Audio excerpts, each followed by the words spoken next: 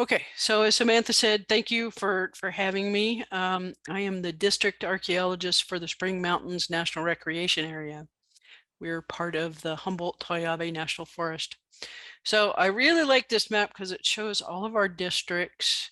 Well, except for Carson doesn't show up very well there, but yeah, for those of you who are not familiar, we're the ones way down south by Las Vegas.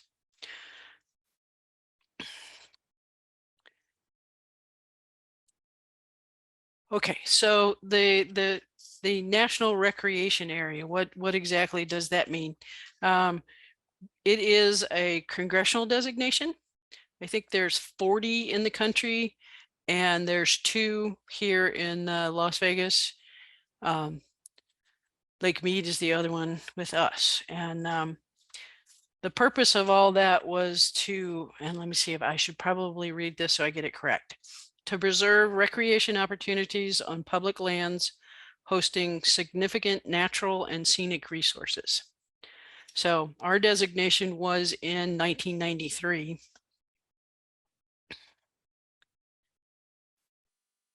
All right, so the Spring Mountains are on lands that the Southern Paiute or the Nuwuvi consider their place of creation.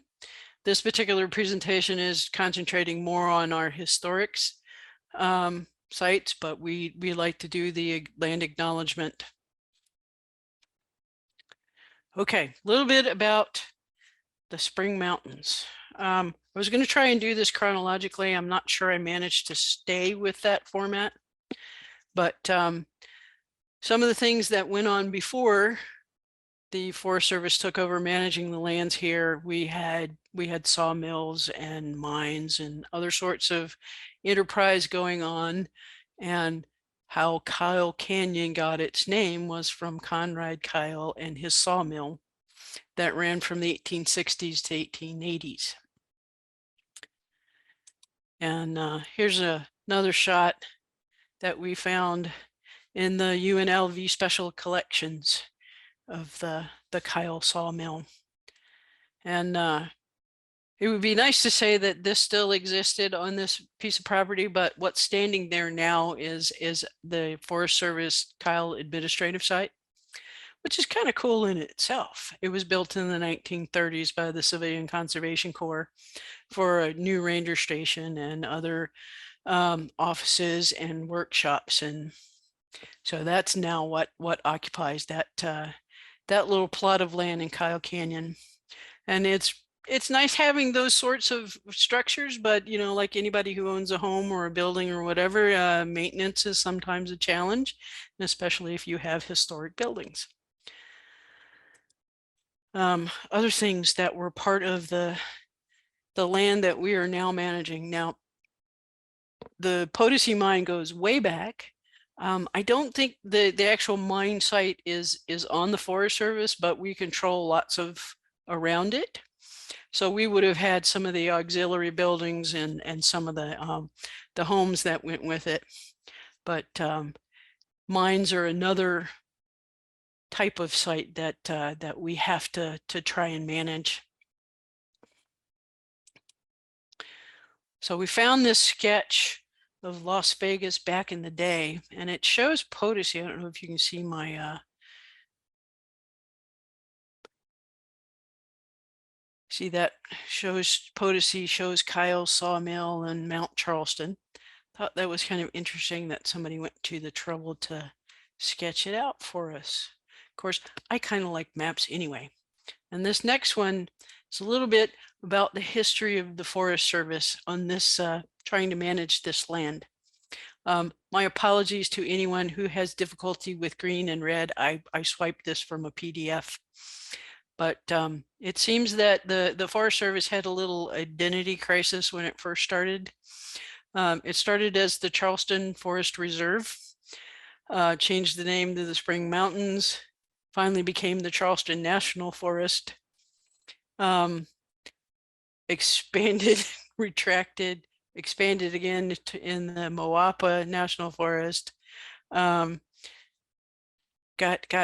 fairly big in 1915 and was called the Toiyabe at that time. Here's the other half of that sheet. 1916 saw the Dixie, and then it shrunk, and then it got changed to the Nevada National Forest. Went back to the Toiyabe, and about 1988, we're filling out pretty much the footprint that we still filled today. And then, of course, in 1993, the Spring Mountains got the National Recreation designation. And we still have a few spots that are private in holdings. And the way the Forest Service looks at that is, if you're a willing seller, we're a willing buyer. But yeah, the private property that still exists within our footprint, it's got to be a willing seller. So one of the types of sites that we manage are old sawmills, and Kiel would be one of them. Clark Canyon would be another. This one, I think they said it was operating in the late 1800s. And this is what we are managing now. This picture might be up to 10 years old, but I think part of the reason that's left is those are very large pieces and difficult to move. So fascinates me to see the old machinery, and I bet you it was really cool to see it in operation at the time. Another thing that we manage are the old abandoned mines.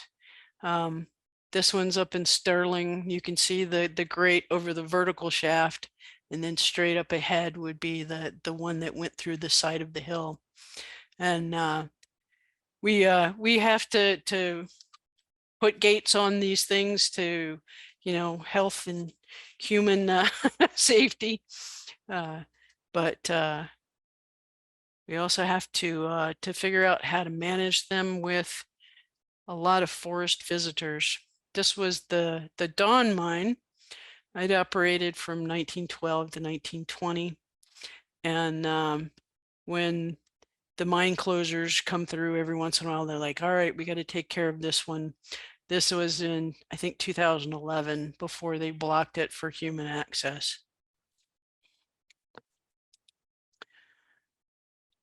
This one, the Lobo Mine, when they first went in, they're like, we think this is 50 years old. It certainly is now, but given that it had open shafts, we needed to do what we could to keep it safe. We also have, in some places, still have the residences, the houses and the barns and the chicken coops that still go along with these things. So it's a continuing, saga of letting them go back to nature, or trying to keep them safe. This is the 99 mine with, I think that's considered a bat gate, so that the bats can get in and out. But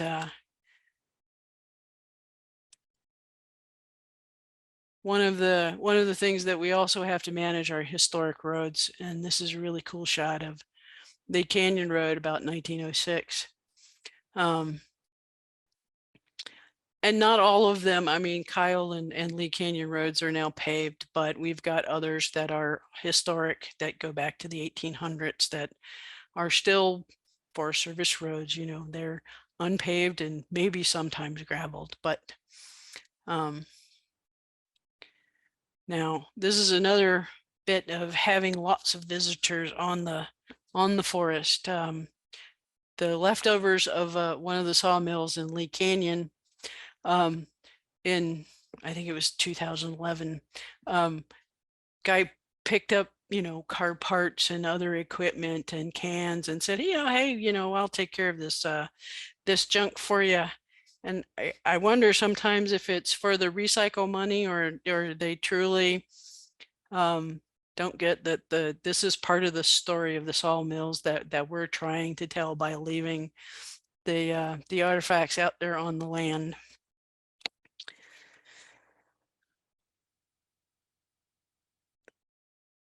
There's more big machinery from the twin sawmill. Again, I think it survives in part because it's stuff that's tough to move.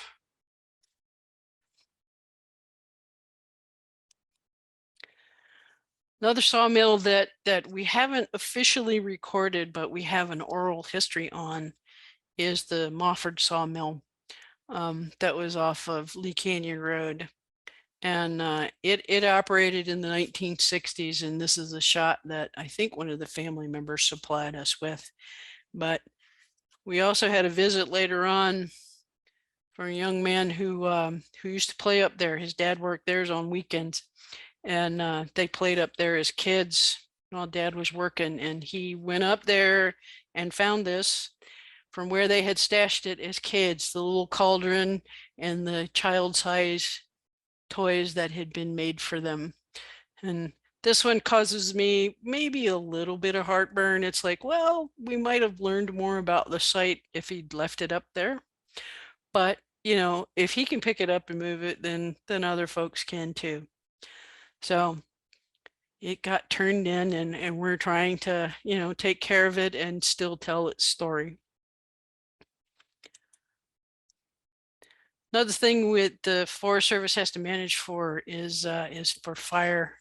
And this is one of the shots that we found in the UNLV collection. And I think some of you who are from this area would probably recognize this photo more readily from the Carpenter One Fire in 2013. And you can still see the leftover, the trees are still not come back on Kiel Canyon Road to the south as you go in from this burn 10 years ago. But another thing that we have to think about are in relation to fire are cabins. And there were, you know, lots of old timey back in the 20s, folks built their stuff up there. We still have recreation residences up there. But in 1996, this particular cabin went with the fire that went through. I think it was the Flat Fire, and it wasn't recorded until after. But the photo on the left is the flat area where the cabin would have been, and the other one with the stacked stone. The folks who recorded it said, "Oh, this is an ammo bunker." Now, the person who wrote that didn't explain why they called it an ammo bunker, but we're guesstimating from what we know of the area. The early 1900s, there were mining operations in the area, so this cabin may have been related.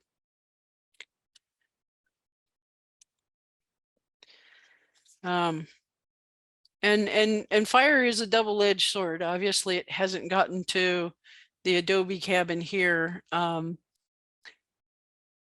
records sort of say, well, it was there in the 1880s, maybe 1900s, but you can see those pinyon and juniper posts are still pretty hardy with the mud slap between them. And we get the age in this case from some of the cans that were found around it, but obviously somebody kept it up. On the far side of it, there's some particle board, and I think this photo is like 10 years old. Some of the site stewards might recognize this one since they go out there for us and keep an eye on some other things in the area. Lost Cabin was pulled down by an out-of-town fire crew in 1996 ahead of a fire. Obviously, they didn't talk to the district archaeologist beforehand, and we're every once in a while I'll still hear someone go, you know, you pulled that cabin. I was like, I'm sorry, it was done by mistake, and we apologize.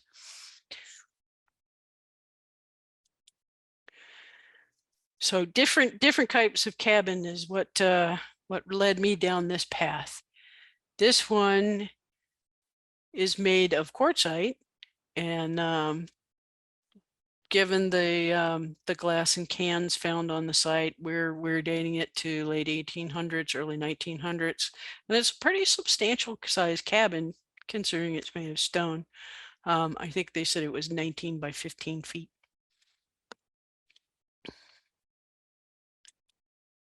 This one is a little bit more of a challenge. If we can go by the one can that we found out there, it was about 1900, but we've lost a lot of integrity with this one. One of the walls has been rebuilt. And right now the roof is PVC piping. So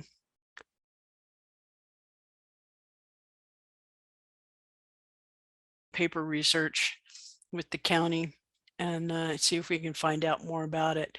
But the archaeological part of it is sort of gone. It's going to present too many challenges, too many changes that's been done to it. Now this little place, it's called Turpentine Cabin.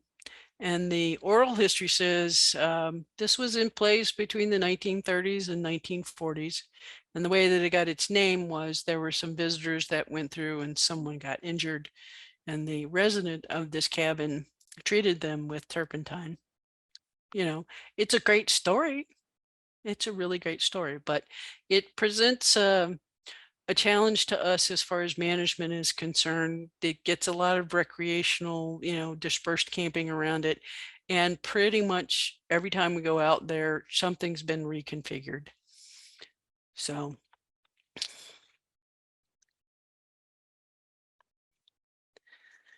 I think I just like this old car, but it goes back to the roads and other things that we have to manage and where some of our historic buildings come from, because a lot of our roads, not surprisingly for the Forest Service, were built by the Civilian Conservation Corps.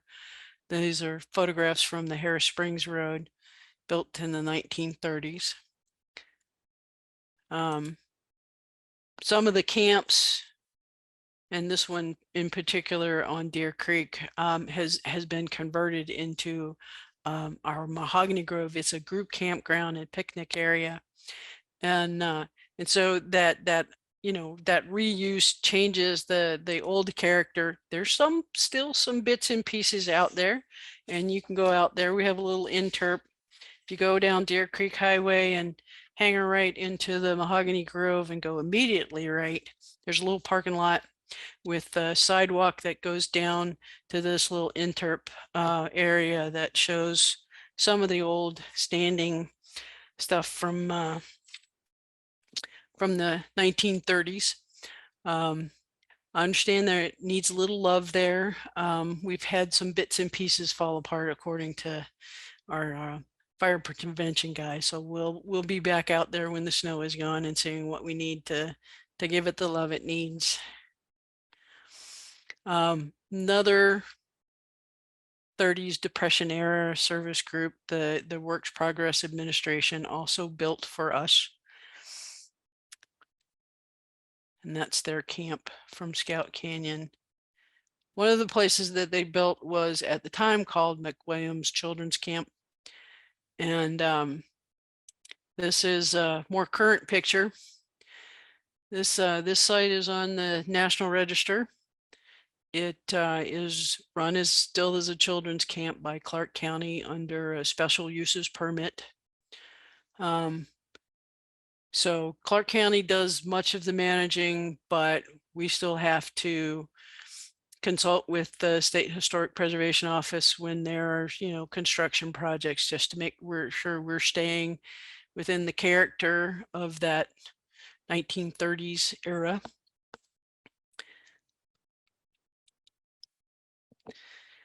The Lee Canyon Ranger Station is another location that the WPA built for us. Wasn't as big a complex as Kyle, but there's a little more current picture. That one might be early 2000s with the white and green paint job. again, managing these, the number of visitors that we get, having folks living in these structures or using them for offices presents a certain amount of challenge. But we do what we can to maintain the character and take care of them. One of the things, going back to the Civilian Conservation Corps, they built most of our facilities around Cathedral Rock. And one of the things they built while they were there is this wading pool. Now, the photo is from the 1940s, but it is in an avalanche chute. So there's a photograph of my predecessor, Kelly Turner, and her crew in 2012 excavating, because it had been buried, and I understand it. I think it's been more than once it's been buried. The upshot of all of that work was a little readapting it. You know, it's now an amphitheater, and they've redone some of the flow around it. So hopefully it won't get buried again, but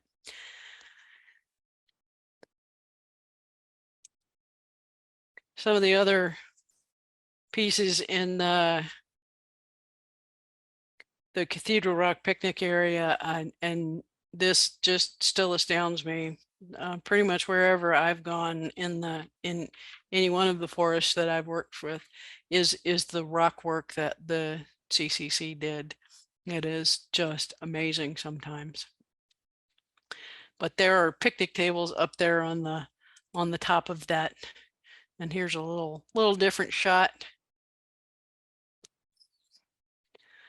Now, the teaser that you guys got sent, or the advertising that you got sent, is another type of site that we manage, and this one is unique on the Spring Mountains. These are the Tecopa Charcoal Kilns, and I think they stopped working in 1910, and I know we've rebuilt them at least twice. I've found the documentation for that. I've been told by somebody who's been on the district for a while that there may have been a third attempt to rebuild them.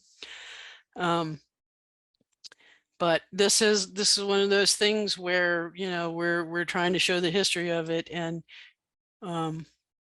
there's the teaser shot. But the last rebuild, I believe, was in 2003, 2000, and this photo was taken like a year later, and you can see where the top of the beehive is gone, and it's just sort of sinking in on itself.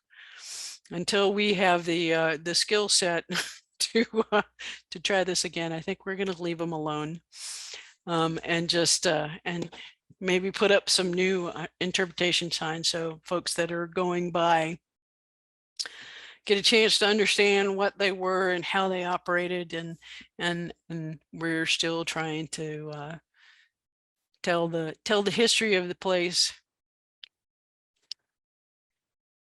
tell the story of the place. Anyway, this went a heck of a lot faster than I thought it was. This shot is from Wheeler Peak, and does anybody have any questions?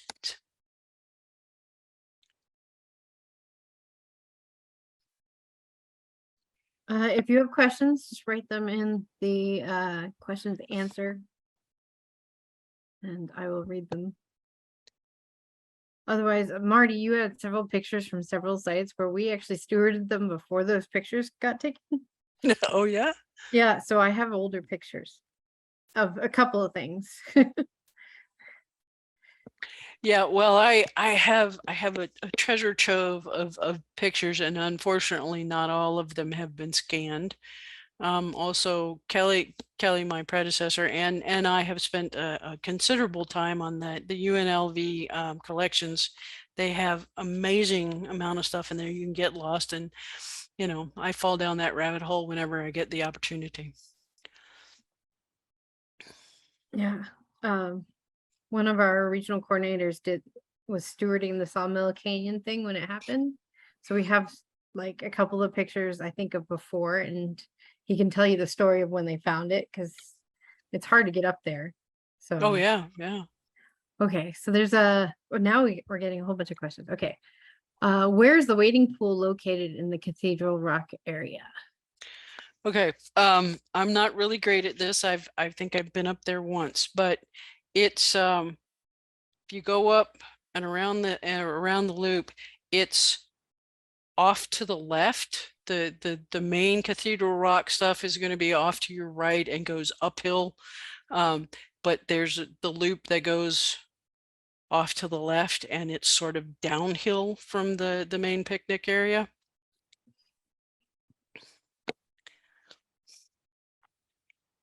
And any U.S. military use of significance in the area? Oh, absolutely. One of the things that I didn't discuss, but was part of and just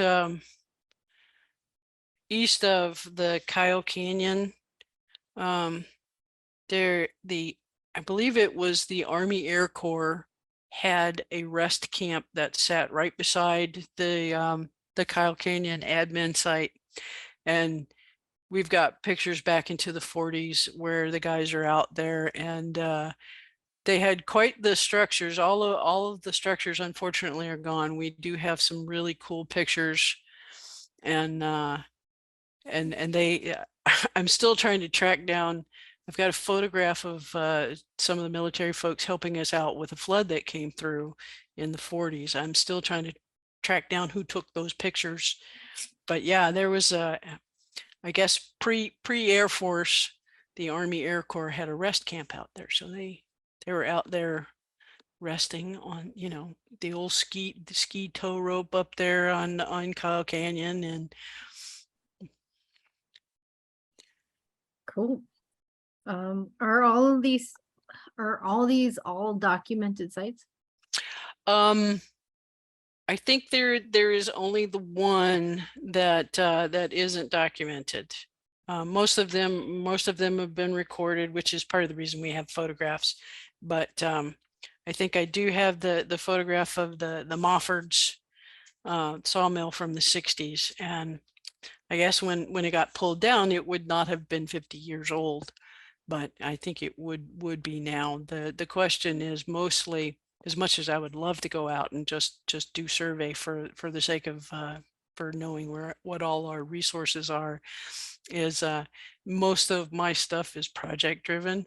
Mhm. So we have other things going on, like our natural resources folks are always trying to protect our lovely Mount Charleston blue butterfly.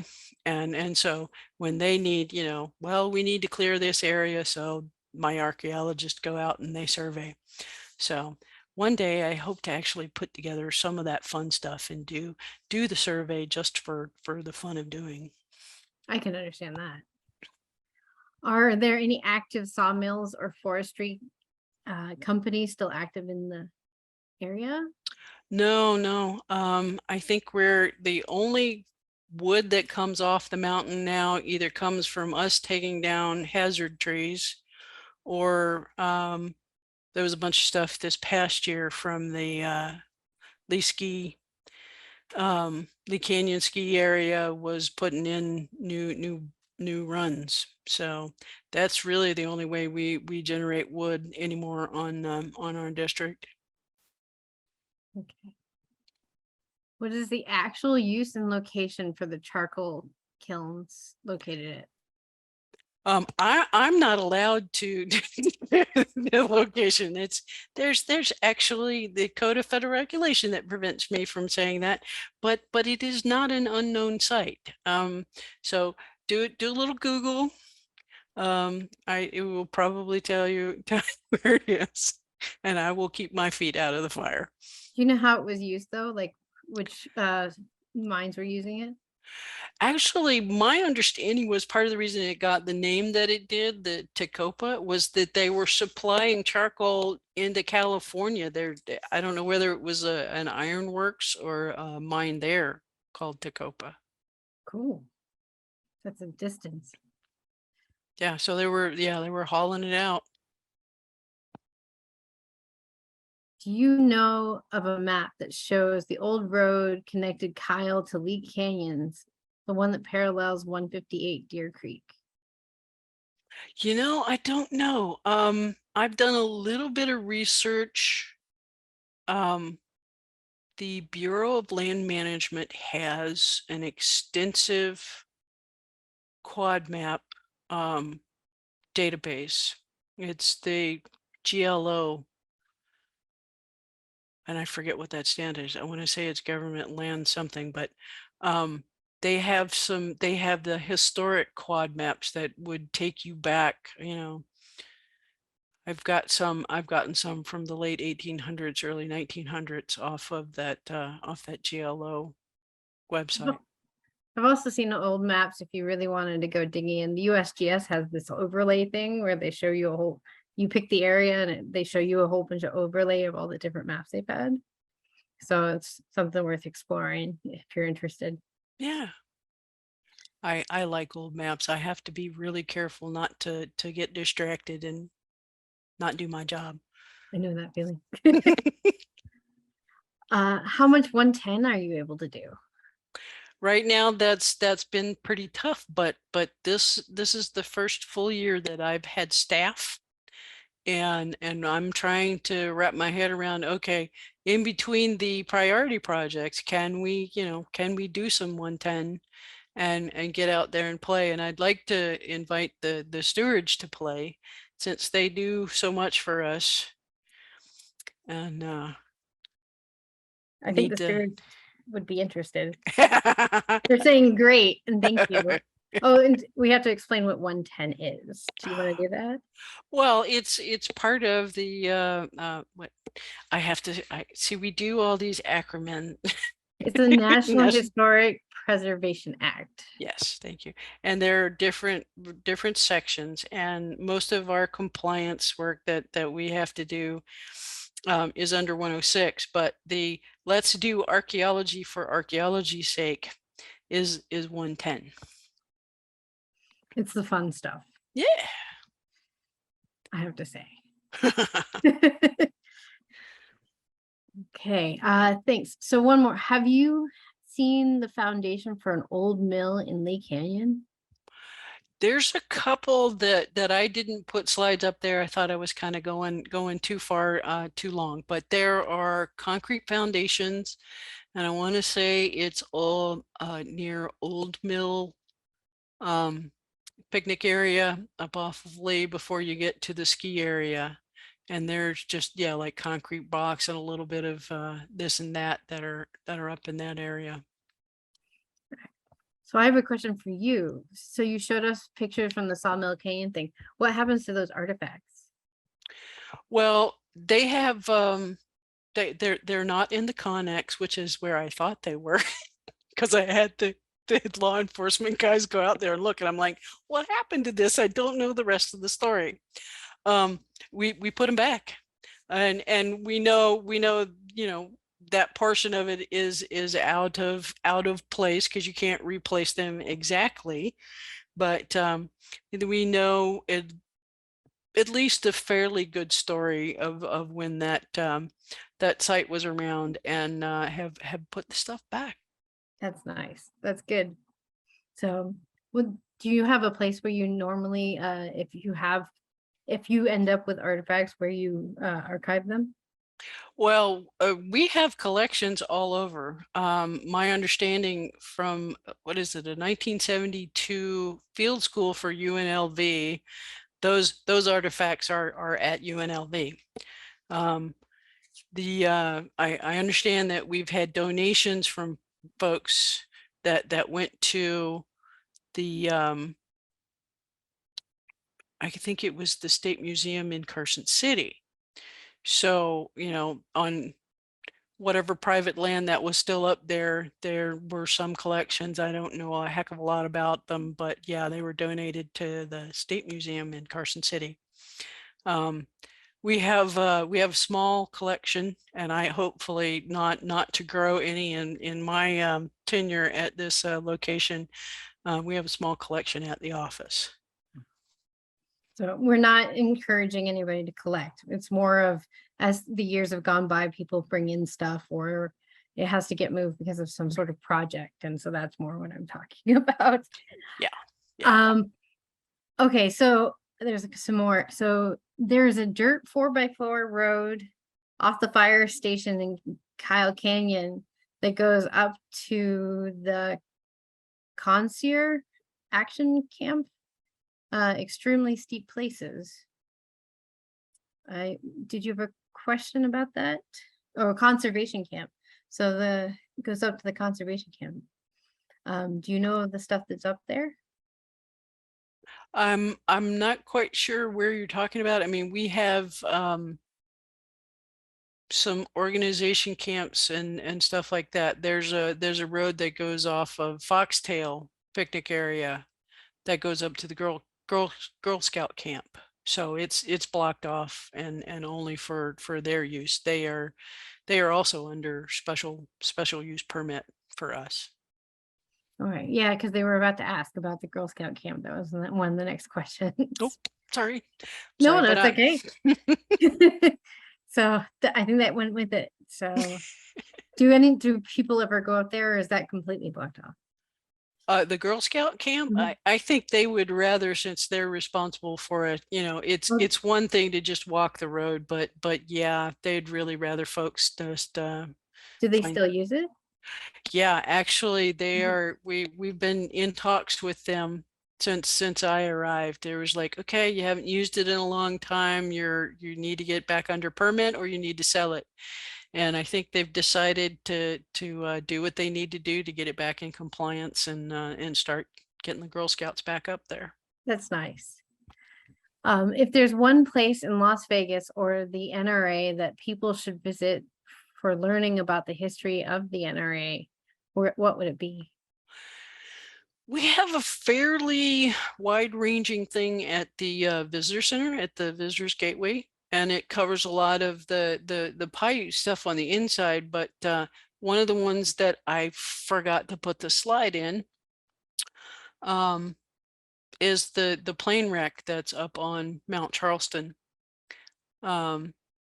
That's also something we have to manage, but there's a memorial to the Cold War memorial that's outside of the Visitors Gateway, and there's some other interpretive stuff out there outside at the Visitor Gateway. What was the plane wreck? 1950s, I want to say. They were going into what I guess they were still developing the nuclear stuff in this area. And they were coming from California, going back to wherever they were going. I don't want to say Area 51, but unfortunately they hit some bad weather and right into the side of, so if you're up for a really arduous hike, it's parts of it are still up there. Unfortunately, parts of it are also in my office because folks just can't leave it alone. So we've stopped folks, and we've also found it on eBay, unfortunately.